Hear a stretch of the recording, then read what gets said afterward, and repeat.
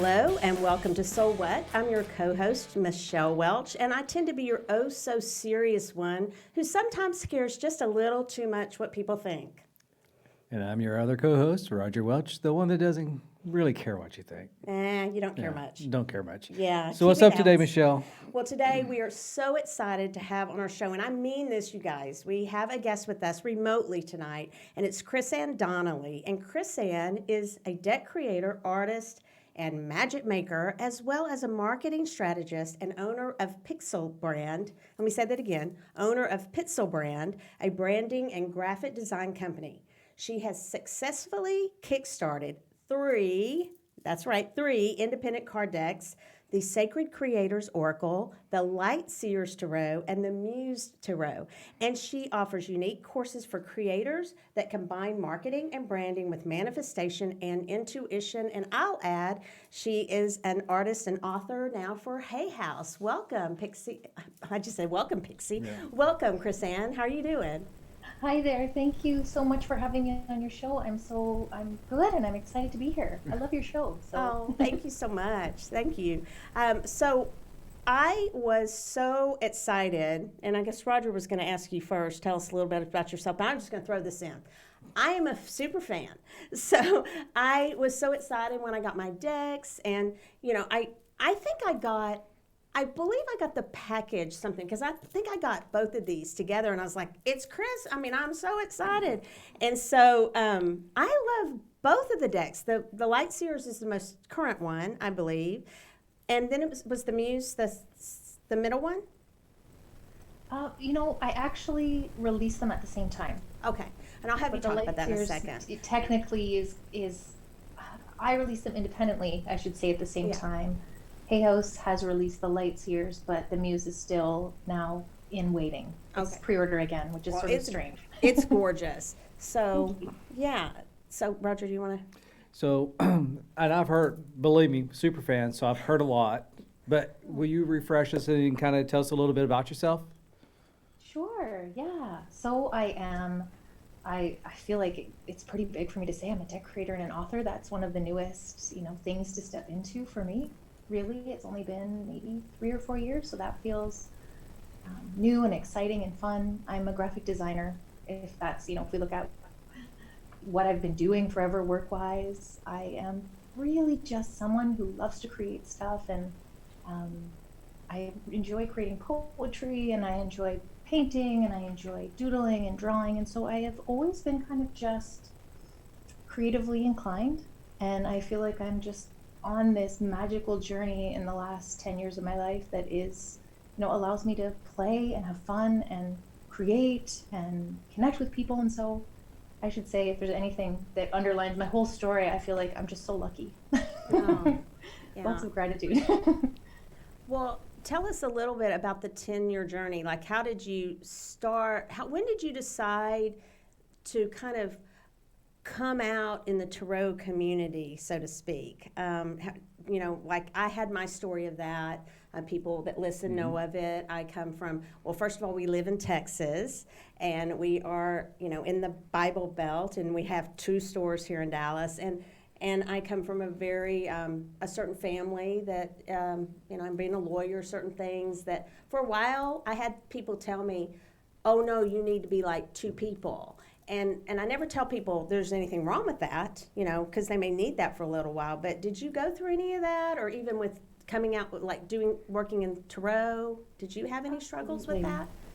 In so many ways. The first one was I also come from a very Catholic family, and so I wasn't allowed to have tarot when I was young and in high school. I've always been very interested in all things kind of occult-ish and fun and funky and strange, oddities, and it wasn't something that was welcome with open arms in my house. And so that kind of learning how to walk in a way where you were sort of, oh, I'm not afraid, but maybe my family is, so I want to be quiet about it so that I'm not harming anyone, or so that, so I had that kind of whole journey as well, but I also had it professionally. because I began at some point during I had a creative agency, and that's, even though it's a very creative community, and you feel like, most people would think creatives have we do have a lot of leeway when we're doing applied creative work, but even in the branding and marketing industries, to pull out a deck of cards in a brand strategy session was really unorthodox 10 years ago. And I started to play with that. I started to look at brand archetypes and marketing archetypes are so similar to tarot archetypes. And so how do we bring up different stories? And it was a wonderful experiment. Right. That's where the Sacred Creators came. It was born of that experimentation and seeking a good deck for that sort of client or that sort of space. But it wasn't without its, I want to say, sticky spots, right, where people didn't understand. And I was really afraid to, you'd be at a strategy meeting and, can I pull out a deck of cards? I'm not sure. Mm-hmm. Yeah. So, I mean, I did have I felt like I had to do a lot of experimenting and a lot of walking on eggshells. And of course, now it feels like it's a whole new world, doesn't it? I mean, right. It's wonderful. Right. Yes, for me, it was funny. I had some sad stories, but I also had some funny ones where I'd had a judge actually say to me, once I kind of told her everything, she goes, "That explains you now. Now I totally get you. I didn't get you before, but now I do." Because I'm a little airy-fairy and some ungrounded a little, and I'd go off into the clouds when I'm picking a jury, and then all of a sudden, I'd pick a good jury. But, they were like, And so she was like, "That explains it. That explains a lot of things, Michelle." Yeah. Yeah. And you know what? It's like people without realizing it had probably been, in my experience, they were anyways, relying on the skill set of digging into intuition and knowing what was the best for a certain strategic risk, maybe, or, and when the kind of the pieces fall into place, I had a lot of people go, "Oh yeah, that makes so much sense as well." So I totally understand your story for sure. And I have to say, while I did lose some clients, I didn't. I had the luck and the joy of not necessarily, I didn't distance myself from family. My mom has come full circle. She was the one that does the first pass on my guidebooks now, and so that's awesome. It's been a wonderful journey. Yeah. Well, I was curious about your Sacred Creators Oracle, because I will admit that's the one I'm not as familiar with. Is it still in print? Is it still available? Because I need that one too. I will send you a copy. Yeah. Well, we can get them for the store too. So I would love to carry them. I can't even get the Light Seers Tarot. Our store's on back order on that one. I have it, and we don't have it. And I think every day someone comes in asking for it. So we had 2 calls on Sunday when I was up here. Just on Sunday, yeah, we get them all the time. So, because today we were ordering, and somebody comes running. Somebody who works here comes running, and we were in the podcast room, and they were like, "Remember that Light Seers?" And we're like, "We know, we're trying. It's sold out." That's a good thing for you, but yeah. We'll get it. We're on the waiting list. It's kind of like this, it's sort of surreal for me, because now that it's in the hands, it's out of my hands. So I don't have access to numbers necessarily, or what, when you're working, this is all new for me. I don't have any experience prior to this working with a publishing company. And so when I hear that, when I heard from my editor last week, the sales are going really well. And I'm like, it's so exciting, but it's so surreal because it's so different than being that indie creator that's actually shipping every deck, and you can see the boxes as right. The numbers go down, so you know exactly where things sit. It's well, we're here to tell you it's crazy popular. We know that. Yes. So on your Sacred Creators Oracle, if you could just tell us maybe one brief little thing about that to elevator pitch for that deck, because that sounds really interesting. You said that was something that came up, what we were talking about earlier when you were creating that deck. Yeah, that was something that really, I had been bringing Oracle decks into some of my client strategy sessions, especially the smaller companies and one-on-one things. And so I just kept looking for a deck that would really, really work well for business. And I searched And when I couldn't find it, finally, it was kind of like this big aha moment, like, well, you just need to create that deck, Yeah. which I was really afraid to do, in all Yeah. honesty, because I had built my creative agency. I was, I think at the time, 11 years into my, my business, and I was, of course, worried about the optics of that, and all the worries I didn't need to have. Like, I Right. didn't need to have any of those worries, because the changes that came about because of it have all been phenomenal and good, and I'm so much happier. And but of course, we worry about stuff that we don't need to worry about. And so, but it's a deck for creators and Okay. yeah, All right. people that Well, it want sounds- to build stuff.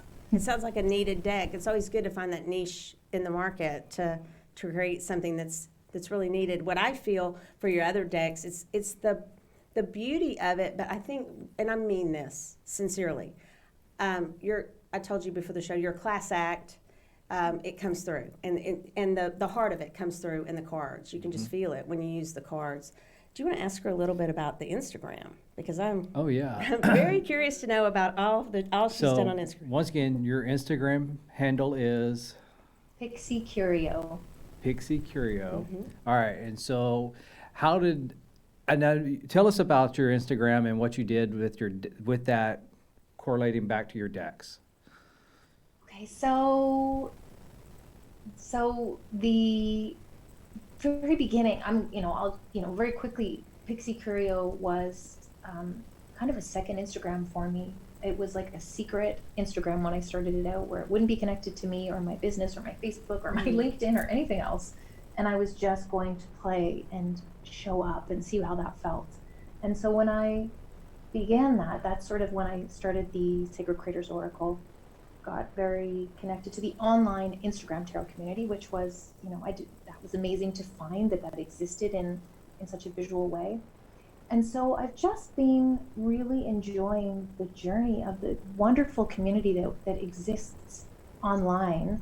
And with the Light Seers deck, when I started to create that deck, I I thought, well, let's do an experiment. And I started to share the images as they came.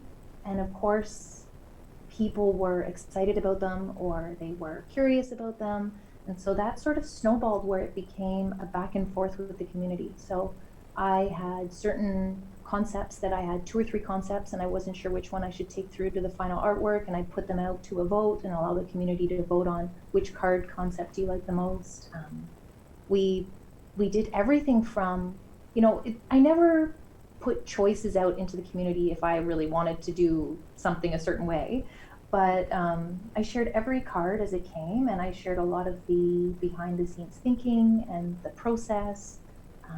I asked people what they saw in the cards when I did put them up, and that then I asked, I would pick certain, people's comments that were either totally different than mine or just so beautifully written that I would, okay, yeah, let's put these into the guidebook. I actually looked for some that saw the card very differently than I saw it, because I thought that would be a really neat thing to have in a guidebook. This was the independent guidebook, not the one that's out now, but the first edition guidebook had, for all of the majors, there were comments by community as well, what they saw in the card. And it was just a way to have this back and forth conversation with other people that were into tarot, and to help me understand how the cards would land, how people would see them, even things that I may not, because of course we can only see from our perspective. We don't always see the 360 of what other people are going to see in a card. And sometimes people saw stuff that I didn't even mean to put there, or maybe not consciously. Sometimes we just have these inspirations and we don't know why, and that was able, the little things they would see, I was able to tweak them and add even deeper symbolism into a card. So what I think is interesting about the way you just described that, you answered some questions of mine, because I see more and more creators doing that, and I don't know if it's because I wish I was an artist. I really, it's stick figures, and I'm definitely not a graphic designer either. So I admire you guys so much, but any kind of art, when I first saw some of, and we're friends with Chiro also, and some different people who started that we've had on the show and that we've got to know, and asking communities kind of what they thought, I kind of asked myself, I was kind of like, well, are they giving away their artistic license? I mean, it's their art, but yet you just answered the question. You said on the things that you really knew this is the way you wanted to go, you retained that artistic, I guess license, so to speak, for lack of a better term. Your own, what you knew you wanted to do, but yet you involved your community, the people who were interested in you and your deck. I think that's a great combination, and that makes sense to me. Fun. Yeah, it was so much fun. Yeah. It allowed us to have this back and forth. It was great market research. It was good to understand which cards people didn't necessarily like, and then I would change them, or before it went to full press and production. And they were often things, there were some things that were which color sky, because I liked both, and they both felt emotionally, the colors felt a little bit different. So which one did the 80% of the people really like, those sorts of things I put out to the audience. But there's definitely a sense of losing some of your creative control that way too. And I think that's why the Muse happened the way it did. Partway through the Light Seers, the Muse started, and I was creating 2 decks at the same time, which is just ridiculous. I think about the amount of production. I don't know what I was thinking, it just happened. It was just this inspiration. I just ran with it. But the Muse I kept really, really close. Yeah. I didn't share it. I shared bits and pieces, the tiniest little fragments of it, because I wanted to just do whatever I wanted to do with the Muse. So there are pros and cons with that I learned along the way. Yeah. Very cool. Yeah, very, very cool. And so I bet you now, or it seems as though you have a lot of faithful followers because they're very vested in your work. They're very vested in these products because they were a part of it. So I think that's brilliant and kind. And I know just from a lot of the people who come in the store, we try to carry a lot because we go to Reader Studio, we go to Northwest Tarosa, we go to the different conferences. We try to get to know the independent and writers also from like Denver and things like that. We try to get to know the authors that are independent, and we try to carry their decks if we can, in the store, if it's feasible for our real estate space, so to speak. But we try. Sometimes we carry it even when it's not feasible, right? We do, just because we like them. And but it's interesting because of the people who do come in that are really following. We have a couple, Mary Gates and her friend Nikki, that come. They've supported our store from day one. Just very loyal to us, and they're very. They're probably all over your stuff. They're very active in the crowdsourcing, the Kickstarter, all the different all those different campaigns and all the independent decks. They'll always tell us about all of them, and yours was one of them that both of them told us about and everything, because they really get to know the authors through those venues and then through Instagram. So well, thank them for me. Thank you if you guys are listening. Thank you for spreading the word. And as an independent creator, that is everything, and we I appreciate that so much. Please reach out and say it was me. I'm sure. Yeah, there's a lot of them. So how did Hay House come about? How did that? Can you tell us a little bit about that? That's so exciting. It is a whirlwind of change for the way I work and the business and everything else, and it is so exciting. It's kind of crazy how Hay House came about. They their acquisitions editor saw my Kickstarter and was a backer, and so when the decks got it was prior to the decks getting to them. It was when the decks were the Kickstarter had happened. I was partway in the process, and then they reached out to me and they said, we like your work. Would you consider working with us? And it is such. The universe works in the most beautiful of ways, because she's my acquisition, the editor that I work with. Her name is Allison, and she said to me, we need you to do this formal proposal, because even though we're coming to you, we still need this proposal, and it needs to include all of these things. And I was able to, believe it or not, say, I've got it. Because about a year and a half prior, I had written the proposal for Hay House, and for one other publishing company. I had two that I was looking at as like my, maybe one day, you know, in my dream, in my biggest dream, I will be able to go work with a publishing company like Hay House. So I had a letter scripted, written out, you know, to their length that they needed, but it was for the Sacred Creators Oracle, because that was the only deck that I had when I wrote the letter. And so I just took the letter that I had, changed out the titles. Most of the marketing information was all still the same. And I was able to send that off to her within like 10 minutes of her asking me for it, because I'd already written it. And that is, you know,